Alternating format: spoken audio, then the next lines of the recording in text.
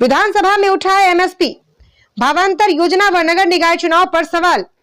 भोपाल विधानसभा के शीतकालीन सत्र में पूर्व मुख्यमंत्री दिग्विजय सिंह के सुपुत्र पूर्व नगर विकास मंत्री वर्तमान में राघवगढ़ कांग्रेस विधायक बाबा साहब जयवर्धन सिंह ने फसलों पर एमएसपी व भावांतर योजना पर सत्ता पक्ष से तीखे सवाल पूछे व नगर निकाय अध्यक्ष पद का चुनाव जनता से सीधा कराने पर भी सवाल उठाए। उनके सवाल पूछने की सरल शैली के समक्ष सत्ता पक्ष निरुत्तर नजर आया। उनके तथ्यपूर्ण सवालों ने एमपी की एक कहावत चरितार्थ कर दी कि माँ पर मोड़ी पिता पर मोड़ा, घना नहीं तो थोड़ा थोड़ा, क्योंकि बाबा साहब के पिता श्री राजा साहब भी जब राज्यसभा में सवाल उठाते हैं तो सत्ता पक्ष को निरुत्तर कर देते हैं। देखें स्टार न्यूज प्लस के लिए मध्य प्रदेश के भोपाल से डायरेक्टर आर.के. शर्मा की ये रिपोर्ट। मैं प्रमाण के साथ आज ये साबित करूंगा कि किस प्रकार से केंद्र सरकार ने हमारा सहयोग नहीं किया अध्यक्ष महोदय। लेकिन मैं शुरुआत करना चाहूंगा क्योंकि हम बात करते हैं न्यूनतम समर्थन मूल्य के बारे में अध्यक्ष महोदय। न्यूनतम समर्थन मूल्य एमएसपी मिनिमम सपोर्ट प्राइस सरकार के द्वारा घोषित एक ऐसा आंकड़ा जिसके द्वारा अगर उससे कम रेट पर खरीदी की जाएगी तो किसान को लाभ नहीं मिल पाएगा, किसान घाटे में रहेगा अध्यक्ष महोदय। और आज मैं वो दिन याद करता हूं विधानसभा चुनाव के पहले जब शिवराज सिंह चौहान जी हर मन से कहते थे कि एक बार और भाजपा को मौका दीजिए, धान की खरीदी न्यूनतम दर 3100 रुपए प्रति क्विंटल की जाएगी। मैं आपसे पूछना चाहता हूं, क्या वर्तमान में धान खरीदी 3100 के रेट पे की जा रही है? कहीं नहीं की जा रही। मेरे से पहले हमारे श्योपुर के विधायक बाबू जंडेल साहब अपना वक्तव्य रख रहे थे। माननीय अध्यक्ष महोदय, हम कुछ दिन पहले श्योपुर गए थे, किसान वहां पर आक्रोश में है। एक तो वहां पे बाढ़ आई, दूसरी जो उम्मीद किसानों को थी कि भाजपा सरकार द्वारा 3100 पे खरीदी की जाएगी धान की, उल्टा आज अगर खरीदी हो रही है तो लगभग 2200 रुपए प्रति क्विंटल पर की जा रही है, जिससे लगभग किसान की लागत भी पूरी नहीं हो पा रही है अध्यक्ष महोदय। हम बात करें सोयाबीन के बारे में अध्यक्ष महोदय, तो जैसा कि सीएम साहब ने घोषणा की है भावांतर योजना, लेकिन आज अगर आप कोई किसान से पूछोगे तो किसान ये बात कहेगा हर मन से कि अगर भावांतर से किसी को लाभ मिला है तो बिचौलिए हैं उनको लाभ मिला है, लेकिन जो आम किसान है उसको लाभ नहीं मिल पाया। क्योंकि जिस किसान के पास 5-10 बीघा जमीन होती है वो तत्काल अपनी फसल बेचता है, लेकिन जो बड़े बड़े व्यापारी हैं, जो बड़े बड़े ऐसे लोग हैं जो काम ठोका करते हैं, वो लाभ उठाते हैं भावांतर योजना का, लेकिन जो आम किसान है उसको लाभ नहीं मिल पाता। माननीय अध्यक्ष महोदय, अगला मैं आना चाहूंगा कर रहा हूं श्री जयवर्धन सिंह जी। माननीय अध्यक्ष महोदय, माननीय नगरीय प्रशासन मंत्री जी के द्वारा मध्य प्रदेश नगर पालिका संशोधन विधेयक क्रमांक 20 सन 2025 पर मुझे चर्चा करने का मौका मिला है। और जैसा माननीय मंत्री जी ने कहा कि आज के इस विधेयक के द्वारा ये प्रस्ताव किया गया है कि पुनः मध्य प्रदेश में प्रत्यक्ष रूप से नगर पालिका और नगर पंचायत में अध्यक्ष का चयन किया जाए। माननीय अध्यक्ष महोदय, सबसे पहले सन 93 और 2003 के बीच में जब दिग्विजय सिंह जी मुख्यमंत्री थे तब ये संशोधन किया गया था कि प्रत्यक्ष रूप से चुनाव होने चाहिए हैं सभी नगरीय निकायों के। उसके बाद ऐसा मंत्री जी ने कहा कि 2019-20 में कोरोना काल के पहले इसमें संशोधन किया गया जब मैं ही मंत्री था। और इसमें जो हमने एक उस समय बिंदु रखा था कि हमारे देश में पार्लियामेंट्री डेमोक्रेसी है। हम जैसे बात करें लोकसभा की तो सीधा जनता नहीं चुनती है प्रधानमंत्री को, सांसद चुन के आते हैं पार्लियामेंट्री डेमोक्रेसी में, और वो अपना नेता चुनते हैं जो प्रधानमंत्री बनते हैं। उसी प्रकार से विधानसभा की हम बात करें तो विधानसभा में भी जनता डायरेक्ट सीएम नहीं चुनती। पहले विधायक चुन के आते हैं हाउस में, और फिर हाउस में जिसके पास मत है, मेजॉरिटी है, वो अपने बीच से लीडर चुनते हैं, जो लीडर ऑफ द हाउस कहलाता है। उसी प्रकार से हम और नीचे आ जाएं, हम जिला पंचायत की बात करें तो जिला पंचायत में भी जिला पंचायत मेंबर पहले निर्वाचित होते हैं, और फिर वो अपने बीच में से एक अध्यक्ष का चयन करते हैं।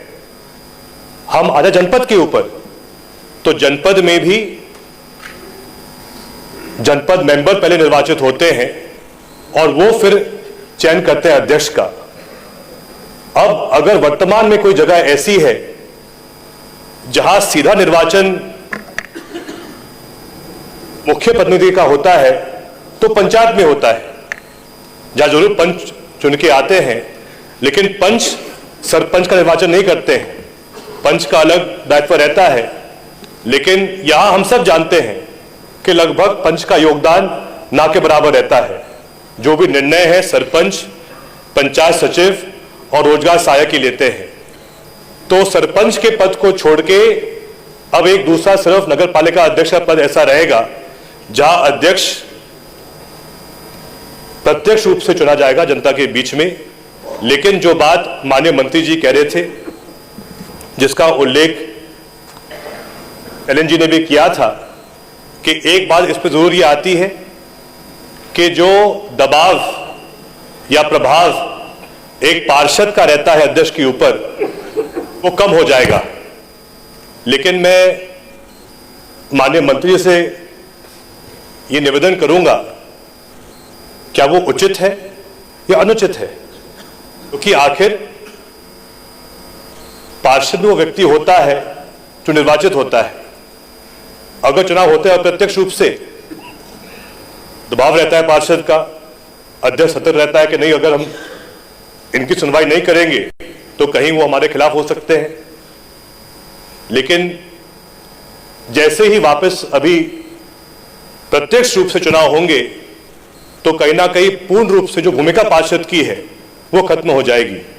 मैं सहमत हूं बरैया जी के बात से, उन्होंने बिल्कुल सही कहा है कि जब जनता चुन रही है अध्यक्ष को, तो आज भी हम ये भी तय करें कि राइट टू रिकॉल जो जहां पे एक सीमा लगी है 3 साल की, वो क्यों रखी जाए, लगातार उसको भी 5 साल का मौका मिले अपने काम करने के लिए। तो इस पर भी माननीय मंत्री जी आज विचार कर सकते हैं। आप बहुत वरिष्ठ हैं, आपसे बेहतर विशेषकर इस विभाग को कोई नहीं जानता है, डेमोक्रेसी। जरूर ये बात है कि जो बात माननीय मंत्री जी ने कही कि प्रत्यक्ष रूप के चुनाव के माध्यम से हॉर्स ट्रेडिंग बंद हो जाएगी। अब लेकिन जो हॉर्स ट्रेडिंग जनपद में होती है, जिला पंचायत में होती है, 2020 में विधानसभा में हुई, ये भी जरूर इस पर मंथन होना चाहिए अध्यक्ष महोदय।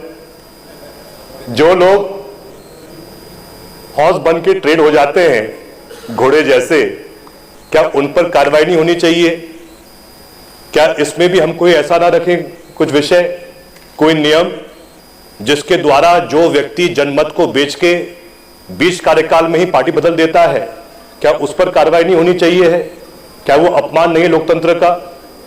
और मैं यही माननीय मंत्री जी से आग्रह करूंगा, भाई साहब आप बोल देना, बैठ जाओ आराम से। उसमें मूल बात यह अध्यक्ष महोदय कि बात सिर्फ विभाग का नहीं है, बात पंचायत और ग्रामीण विकास का भी है।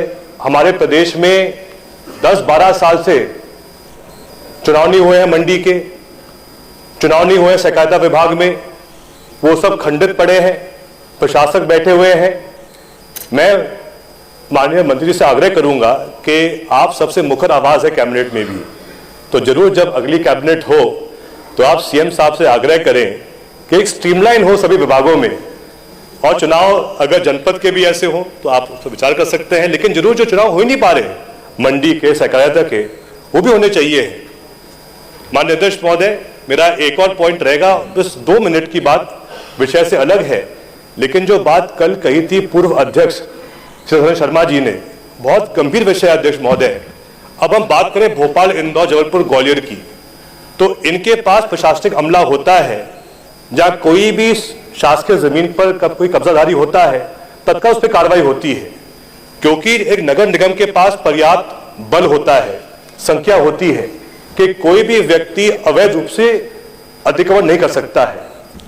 लेकिन इसी विषय को लेकर समस्या पैदा शुरुआत होती है नगर पालिका, नगर पंचायतों में, क्योंकि इन डिपार्टमेंट्स के पास संख्या ही नहीं है, ना अधिकार है। हम बात करें सीएमओ से, तो सीएमओ के पास एक व्यक्ति होता है जो अतिक्रमण संभालता है, उसके पास 4 या 5 मैट होते हैं जो ये काम देखते हैं। अब कोई लोग वहां घेर ले तो वो भाग जाएंगे वापस वहां से। और ये समस्या सिर्फ नर्मदापुरम की नहीं है, इटारसी की नहीं है, पूरे मध्य प्रदेश के 400 निकायों में लगातार अतिक्रमण हो रहा है और इसको रोकने के लिए कोई नहीं है। सीधा सिर्फ वो भटकते रहते हैं, शिकायत होगी तहसीलदार के पास, एसडीएम के पास, वापस सीएमओ के पास, लेकिन कोई कार्रवाई नहीं होती है। तो इस पर भी माननीय मंत्री जी को विचार करना चाहिए है। लेकिन जैसा मैंने कहा कि हम इसलिए इसका समर्थन नहीं करते हैं क्योंकि कहीं ना कहीं अलग अलग विभागों में, अलग अलग चुनाव में जो एक नॉर्मलसी होनी चाहिए है, स्ट्रीमलाइन होना चाहिए है, वो आज मध्य प्रदेश में नहीं है। इस पर जरूर कैबिनेट विचार करे, ये मेरा आपसे आग्रह है। धन्यवाद।